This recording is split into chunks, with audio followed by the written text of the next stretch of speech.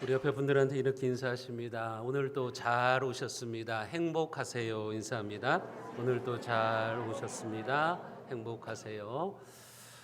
오늘 우리가 살펴보게 되는 디모데 후서, 이 디모데 후서라고 하는 책은 사도 바울이 죽기 직전에 쓴 편지입니다.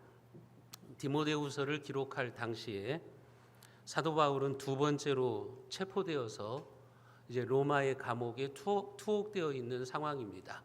복음을 전하다가 지금 감옥에 갇혀 있습니다. 첫 번째 바울이 로마의 감옥에 투옥되었을 때는 가택연금식의 투옥이었어요. 그래서 그는 사도행전에 보면 로마 군인들의 이 감시가 있었지만 자유롭게 복음을 전할 수 있었습니다. 예전에 보면 우리나라 김대중 대통령이나 이런 분들이 이제 민주화 운동을 하다가 가택연금 당하는 그런 상황들이 있었죠. 그런 것처럼 바울이 가택연금, 로마 시민권을 가지고 있었기 때문에 가택연금 상태의 투옥이었다고 한다면 지금 사도 바울의 두 번째 투옥은 그런 투옥이 아닙니다. 로마의 네로 황제에 의해서 이제 핍박을 받는 상태이기 때문에 어두침침한 감옥에 갇혀 있는 그런 상황입니다. 그곳에서 사도 바울은 끝내 자유의 몸이 되지 못하고 이제 복음의 희생 제물이 되어서 순교를 하게 됩니다. 그렇기 때문에 디모데후서는 바울의 유언과도 같은 책이라고 보시면 됩니다. 바울은 감옥에 갇혀서 그의 인생의 마지막을 직감했습니다. 이제 여기서 나가지 못하고 내가 순교하겠구나. 자기의 죽음을 예감하고 자기의 사랑하는 믿음의 동역자 그리고 자기가 복음으로 낳은 영적인 아들인 디모데에게 마지막 편지를 쓰고 있는 것입니다. 그때 디모데는 예배소 교회를 담임하면서 목회를 하고 있었습니다. 바울은 디모데가 보고 싶었습니다. 그때 이제 역사적인 자료에 보면 사도 바울의 나이는 이제 65세 정도 되고 디모데는 약 40세 정도 되는 그런 나이입니다. 사도 바울은 젊은 목사 디모데가 이제 자신의 사역을 계승해서 복음의 일꾼으로 서주기를 소원하는 심정으로 지금 디모데후서를 기록하고 있는 겁니다. 자기가 죽을 것을 알기 때문에 이제 자기의 뒤를 이어서 디모데가 복음 전파의 사명을 능력 있게 감당해 주기를 원하는 그런 마음으로 기록했다고 보시면 됩니다. 오늘 본문에 보면 바울은 감옥에 갇혀서 자기가 밤낮 기도하는 가운데 디모데를 생각했다고 말합니다. 3절 말씀에 보면 내가 밤낮 간구하는 가운데 쉬지 않고 너를 생각했다라고 이야기를 합니다. 사도 바울이 디모데를 위해서 기도할 때마다 떠오르는 것이 있었는데 그게 무엇인가 하면 디모데의 아름다운 신앙 그리고 그의 믿음이었어요. 그의 인격이었어요. 이를 통해서 우리는 성도가 가져야 되는 세 가지 아름다운 모습은 무엇인가 하는 것을 알게 됩니다. 첫 번째로 성도에게는 청결한 양심이 있어야 됩니다. 3절 말씀을 보시면 내가 밤낮 간구하는 가운데 쉬지 않고 너를 생각하여 청결한 양심으로 조상적부터 섬겨오는 하나님께 감사했다. 사도 바울은 디모데를 생각할 때마다 떠오르는 것이 무엇이었냐면 디모데에게는 조상적부터 하나님을 섬겨왔는데 청결한 양심으로 하나님을 섬겨온 것을 감사했어요. 바울이 디모데를 생각할 때마다 감사가 있었어요. 디모데는 청결한 양심을 가지고 있는 참된 믿음의 사람이다. 그런 사람이 내 곁에 있음에 참 감사하다. 그런 기도가 나왔다고 하는 겁니다. 바울 역시 청결한 양심을 따라서 주님을 섬기면서 복음을 전합니다. 사도행전 23장에 보면 바울은 그렇게 말해요. 오늘날까지 내가 범사에 양심을 따라서 하나님을 섬겼노라. 양심을 따라서 하나님을 섬겼다고 그렇게 고백을 합니다. 깨끗한 양심을 가지고 복음사역을 감당했다고 하는 거죠. 심지어 그는 자기를 재판하는 로마의 벨릭스 총독 앞에서도 그렇게 말합니다. 나는 하나님과 사람에 대하여 항상 양심에 꺼리낌이 없기를 힘쓰노라. 그렇게 당당하게 고백하는 것을 우리가 보게 됩니다. 바울도 마찬가지였고 디모데도 마찬가지였어요. 그들은 청결한 양심을 가지고 있었습니다. 성경에 보면 이 청결한 양심과 대조되는 양심이 나와요. 그게 뭐냐면 더러운 양심, 화인 맞은 양심이에요. 이런 양심은 죄에 대해서 죄책감을 느낄 줄 모르는 무딘 양심이고 죄를 아파할 줄 모르는 뻔뻔한 양심입니다. 각질이 두꺼워가지고 감각이 무디어진 양심이라고 하는 거죠. 교회 안에 그런 사람들이 있다고 하는 거예요. 자기가 죄를 짓고 남을 힘들게 하고 남에게 상처를 주었는데도 불구하고 그걸 아파할 줄을 몰라요. 아, 내가 잘못했구나. 내가 다른 사람을 힘들게 했구나. 좀 이것을 느껴야 되는데 그걸 느끼지를 못해요. 그런 양심이 바로 화인 맞은 양심이다. 더러운 양심이다 라고 성경은 이야기를 하고 있는 것입니다. 믿음의 성도들은 이런 양심을 가지고 있으면 안 됩니다. 청결한 양심을 가져야 돼요. 우리가 왜 청결한 양심을 가져야 되느냐? 우리 예수님께서 산상수훈에서 이렇게 말씀합니다. 마음이 청결한 자는 복이 있나니 저희가 하나님을 볼 것입니다. 우리에게 청결한 양심이 있어야 하나님을 만날 수가 있어요. 여러분, 청결한 양심을 가지고 있어야 하나님을 볼 수가 있어요. 하나님을 볼 수 있는 영혼의 눈이 열리게 되는 겁니다. 오염된 물에는 물고기가 살 수 없죠. 그런 것처럼 오염된 양심, 더러운 양심을 가지고는요, 여러분들이 하나님을 만날 수가 없어요. 하나님을 볼 수 있는 영적인 눈이 여러분들에게 열리지를 않는다고 하는 겁니다. 그래서 우리는 청결한 양심을 가져야 되는 겁니다. 우리의 마음이 깨끗해져야만 하나님이 기뻐하시는 삶을 살아갈 수가 있는 겁니다. 여러분, 그래서 청결한 양심을 달라고 하나님 앞에 기도하셔야 돼요. 여러분들의 양심이 그런 양심이 되셔야 되는 거예요. 내가 죄를 지었으면 그 사실을 깨달았다고 한다면 빨리 회개할 줄 아는 청결한 양심이 있어야 되는 거예요. 내가 다른 사람들을 힘들게 했다면 그것을 돌이킬 줄 아는, 그리고 그것에 마음 아파할 줄 아는 양심이 있어야 되는 거예요.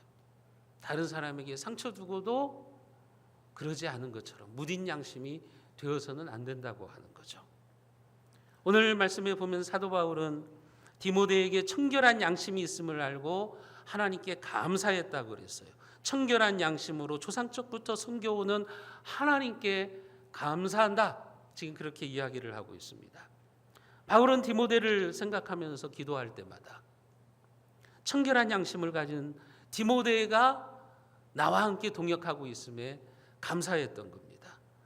여러분, 바울에게 디모데는 하나님께 감사하는 존재였다고 하는 거죠. 그렇습니다. 우리는 누군가의 머릿속에서 감사의 사람이 돼야 돼요.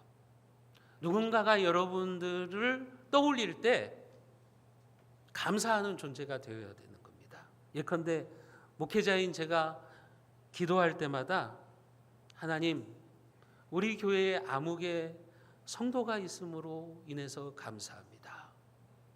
암흑의 장로님이 우리 교회에 있음으로 말미암아 감사합니다. 이런 기도가 나올 수 있다면 그 삶은 참 행복한 거죠. 그 목회자는 참으로 행복한 겁니다. 짧은 인생을 살면서 우리는 서로에게 감사하는 존재가 되어야지 서로에게 원망하는 존재가 되면 안 되는 거예요. 누군가 여러분들을 떠올릴 때, 누군가 여러분들의 이름을 떠올릴 때 감사할 수 있어야 되는 거예요. 하나님, 저분이 나와 함께 새순교회에서 신앙생활하고 있음에 참으로 감사합니다. 저런 분이 나의 신앙의 선배임이 너무나도 감사합니다. 이런 감사의 고백들이 나와야 된다고 하는 거죠. 사랑하는 성도 여러분, 누군가 여러분들을 떠올릴 때 어떤 모습으로 기억될까요? 서로를 감사의 눈으로 바라보십시오. 그래서 우리 모두가 행복해지는 그런 신앙생활을 할 수 있기를 주님의 이름으로 축복합니다. 두 번째로 성도들에게 있어야 되는 것은 진실한 눈물입니다. 오늘 디모데후서 1장 4절에 보면 내 눈물을 생각하여 너 보기를 원함은 내 기쁨이 가득하게 하려 함이니. 바울은 디모데를 생각할 때마다 디모데의 눈물을 기억했어요. 디모데는 울보였어요. 거룩한 울보였어요. 바울이 그 눈물을 기억하는 거예요. 내 눈물을 생각해서 너 보기를 원한다. 바울은 지금 디모데가 보고 싶은 거예요. 이제 자기의 죽음을 직감하고 있기 때문에 마지막으로 디모데를 한번 만나보고 싶은 거예요. 그런데 그럴 수가 없어요. 왜냐하면 디모데는 멀리 떨어져 있는 예배소에서 지금 목회를 하고 있잖아요. 그를 만날 수가 없어요. 그래서 지금 편지를 쓰는 거예요. 디모데후서를 쓰는 거예요. 디모데에게 주는 편지를 쓰는 거예요. 그게 바로 디모데 후서 편지라고 하는 거예요. 그를 만나볼 수는 없지만 바울은 디모데를 생각하면 디모데는 눈물의 사람, 그러니까 기도의 사람이라고 하는 것을 기억하고 있는 겁니다. 바울이 기억하고 있는 디모데의 눈물은 어떤 눈물일까요? 그 눈물은 그냥 슬퍼서 흘리는 눈물이 아닙니다. 그 눈물은 복음의 일꾼으로 살아가면서 흘리는 눈물이에요. 예배소 교회에서 목회하면서 흘리는 사명의 눈물인 겁니다. 그렇기 때문에 디모데의 눈물은 주님 때문에 흘리는 눈물이고 하나님의 교회를 위해서 흘리는 눈물입니다. 바울은 어린 나이에 예배소 교회에서 목회하는 그 디모데의 눈물을 기억하고 있는 거예요. 디모데의 나이가 지금 40 정도 됐으니까, 바울은 65세 정도 됐으니까, 그러니까 바울의 입장에서 볼 때 디모데는 얼마나 어리겠어요. 그리고 자기는 지금 복음을 전하면서 산전수전 다 겪었잖아요. 디모데는 열이잖아요. 그런 디모데를 보면서 바울은 디모데의 눈물을 기억하는 거예요. 저 어린 나이에 예배소 교회에서 목회하면서 얼마나 힘들까? 얼마나 복음을 위해서 눈물을 흘리고 있을까? 그것을 지금 기억하고 있는 겁니다. 눈물은요, 거짓 없는 믿음의 외적인 표지입니다. 여러분, 눈물을 흘리는 사람은 거짓 없는 믿음을 가지고 있는 사람이에요. 눈물은 그래서 사람을 움직여요. 여러분들이 누군가를 진정으로 사랑하신다면 눈물로써 그들의 영혼을 위해서 기도하셔야 됩니다. 그러면 그 간절한 눈물이 그들의 마음을 움직이게 됩니다. 눈물은 또 하나님의 마음도 움직여요. 성경에 보면 히스기야 왕이 죽을 병이 들었어요. 그때 얼굴을 벽으로 향하고 눈물로 기도했어요. 하나님 살려주세요. 하나님, 제가 하나님을 위해서 어떻게 개혁을 했는지 아시지 않습니까? 제가 하나님이 기뻐하시는 나라, 그 나라를 만들기 위해서 제가 얼마나 눈물을 흘렸는지 아시지 않습니까? 그렇게 히스기야가 눈물로 기도했을 때 하나님께서 그 눈물을 보시고 그의 생명을 15년 연장해 주셨어요. 히스기야의 눈물이요, 하나님을 움직인 겁니다. 욥도 마찬가지였어요. 욥도 간절한 눈물로 고난을 이겨냈어요. 욥기서에 보면 욥은 이런 고백을 합니다.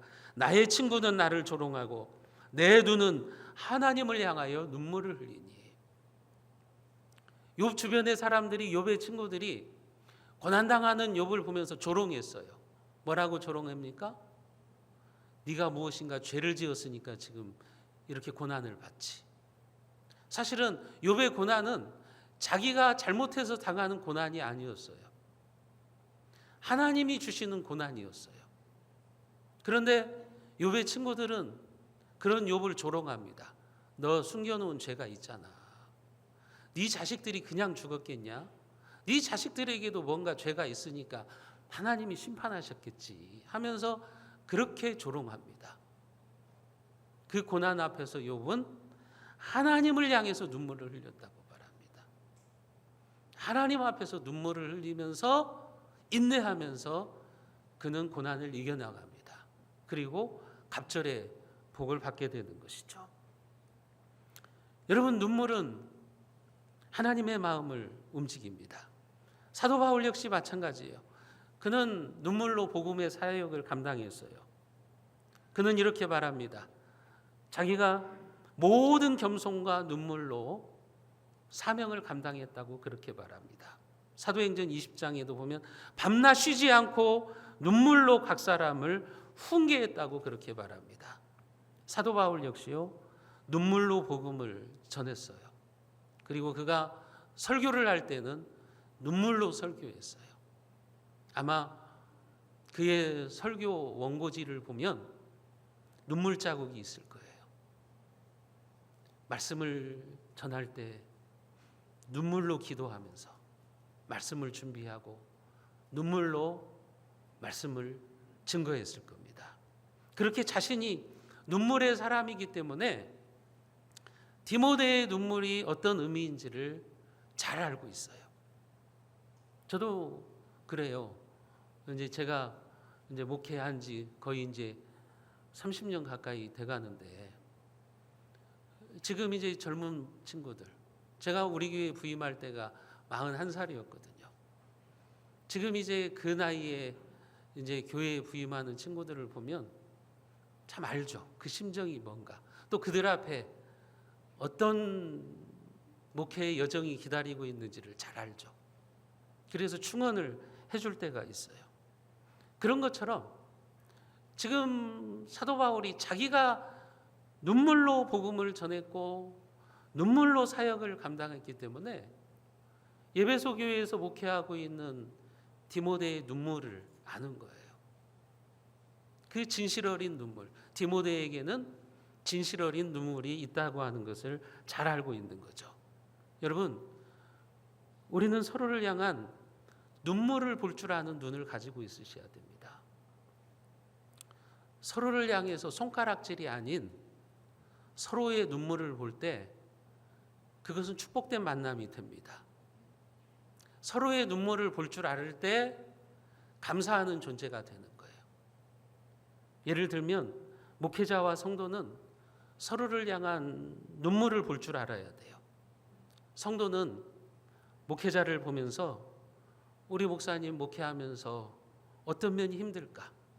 내가 목사님의 눈물을 닦아드려야지.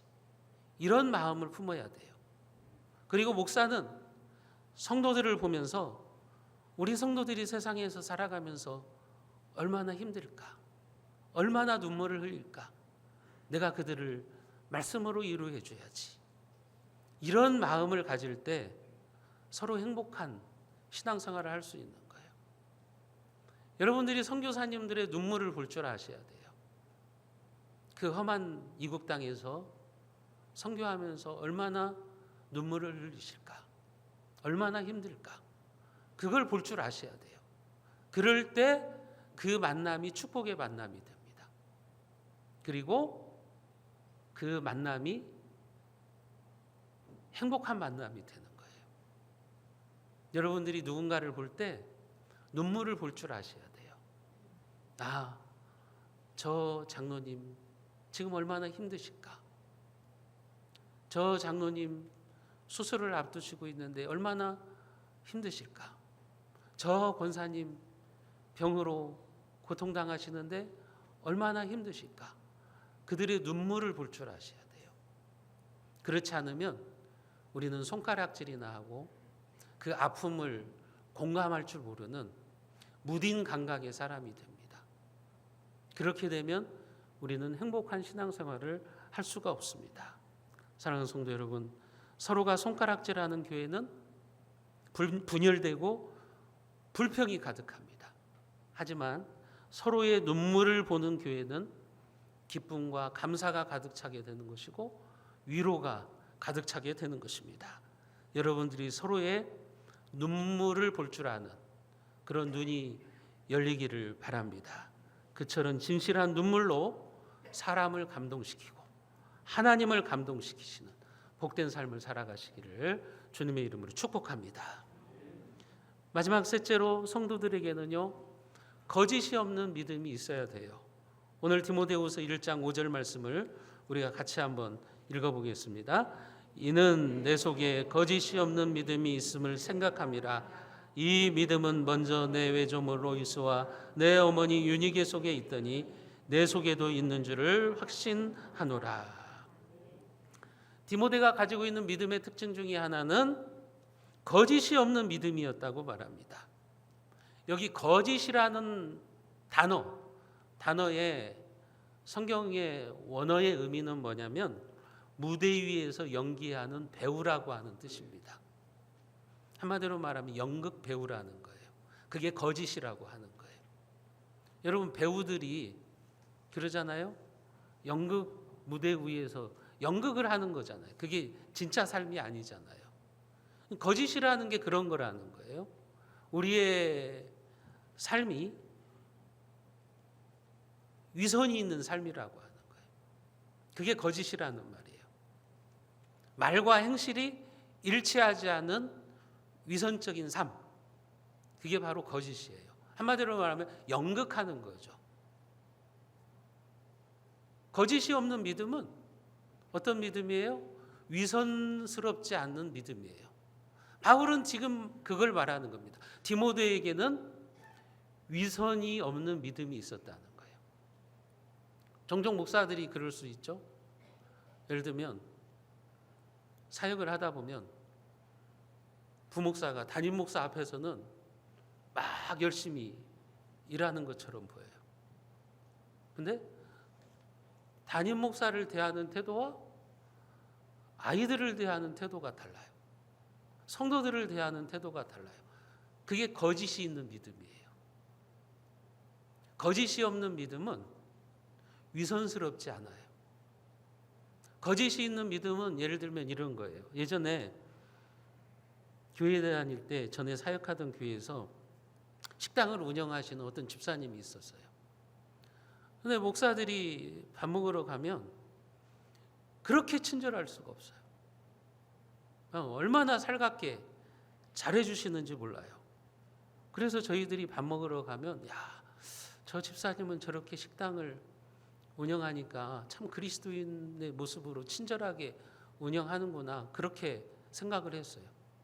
근데 나중에 들리는 소리가 뭐냐면 이 목사들을 대할 때하고 일반 손님을 대할 때의 태도가 전혀 180도 다른 거예요.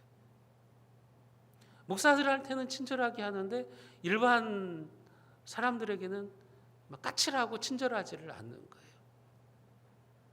여러분, 그게 위선적인 믿음이라는 거예요. 거짓이 있는 믿음이라는 거예요.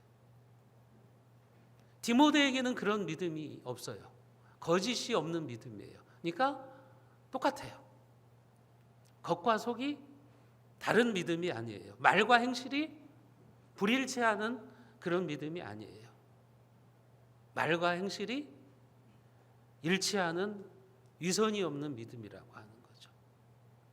어떤 사람들은 말만 들으면 그분이 정말 교회를 위해서 막 모든 일을 하는 것 같아요.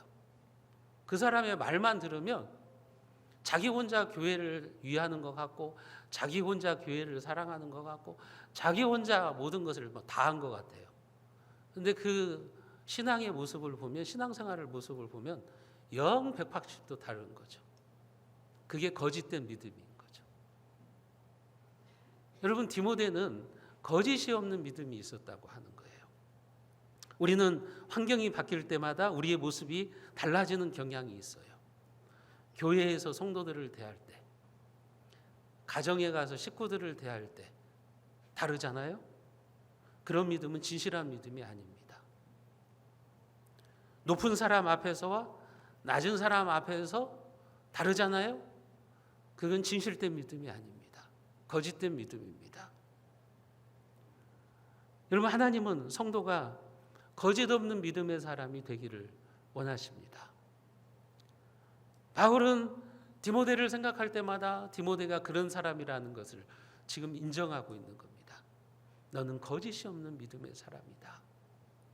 그런데 디모데의 그런 거짓이 없는 믿음이 어떻게 생겼다고 말씀합니까? 오늘 5절에 보면 그렇게 말하잖아요. 이 믿음은 먼저 내 외조모 로이스와 내 어머니 유니게 속에 있더니 내 속에도 있는 줄을 확신하노라.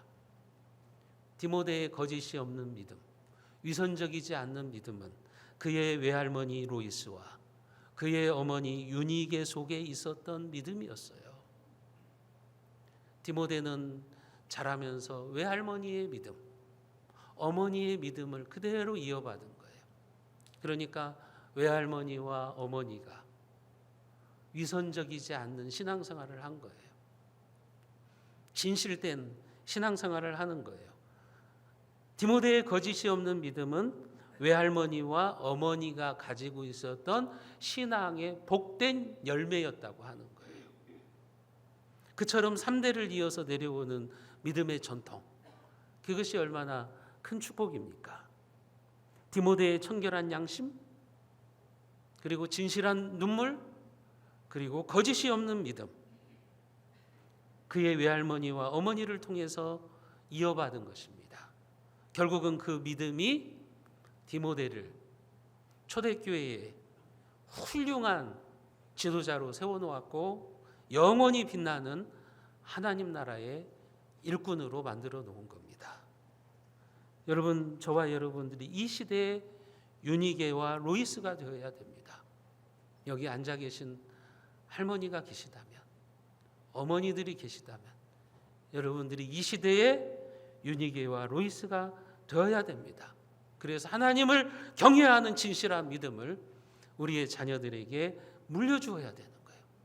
그 신앙의 좋은 전통을 우리 자녀들이, 우리의 다음 세대가 이어서 그들이 믿음의 큰 사람들이 되기를 우리는 간절히 소원해야 된다고 하는 것입니다. 미국에서요, 세계 제일의 전설적인 부를 이루었던 사람들이 있어요. 전설적인 부자들. 그 사람이 바로 록펠러와 데일 카네기라고 하는 사람입니다. 록펠러는 미국의 시카고 대학을 비롯해서 12개 종합대학을 세웠고요, 12개의 단과대학을 세웠어요. 록펠러는 평생 4,928개의 교회를 건축해서 하나님께 봉헌한 사람이에요. 어마어마한 부자죠. 그 록펠러의 자산의 가치를 따지면 오늘날 세계의 부자들, 여러분, 그들은 비교가 안 돼요. 그러니까 얼마나 전설적인 부자인가를 알 수가 있어요. 5,000개의 교회를 지어서 하나님 앞에 봉헌했으니까요. 여러분, 수십 개의 대학교를 세웠으니까요. 그런데 세계 제일의 부자가 된 비결이 뭐냐고 물어볼 때 록펠러는 항상 그렇게 말합니다. 자기가 어머니로부터 신앙의 유산을 물려받았기 때문이라고 말해요. 그 어머니가 이렇게 말했다는 거죠. 하나님께 복의 씨를 뿌리면 반드시 20년, 30년 후에 어마어마한 복의 결실이 맺히는 것을 볼 수 있는데, 이런 하나님의 경제학을 내가 어머니에게 배웠습니다. 어렸을 때부터 록펠러는 어머니로부터 어떻게 하면 네가 경제적인 부를 이룰 수 있는지를 배웠다는 거예요. 여러분, 또 한 사람 전설적인 부를 이룬 강철왕 데일 카네기가 있어요. 그의 책들이 많죠. 뭐 카네기의 성공론, 카네기의 부론, 카네기의 인간관계론, 이런 책들을 많이 썼잖아요. 그도 여러분 강철 사업을 통해서 세계적인 부를 이룬 사람이에요. 그의 어머니는 그에게 이런 유언을 남겼다고 그래요. 너의 평생에 주님의 창고를 부하게 하거라.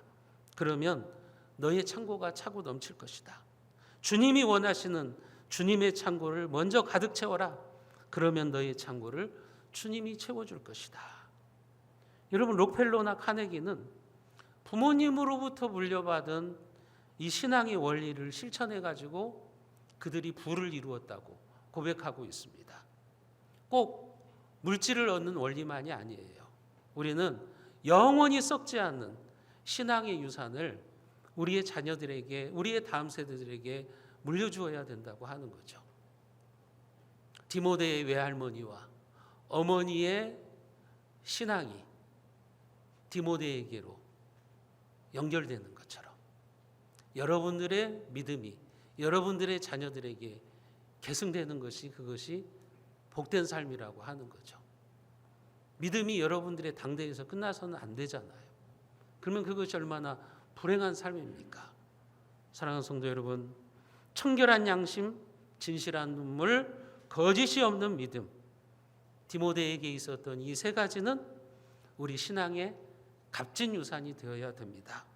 여러분들이 이 세 가지를 따라서 신앙생활하시고 그 유산을 여러분들의 자녀들에게 계승해 주십시오. 그래서 하나님으로부터 너는 위선적인 믿음의 사람이 아니라 거짓이 없는 믿음의 사람이다.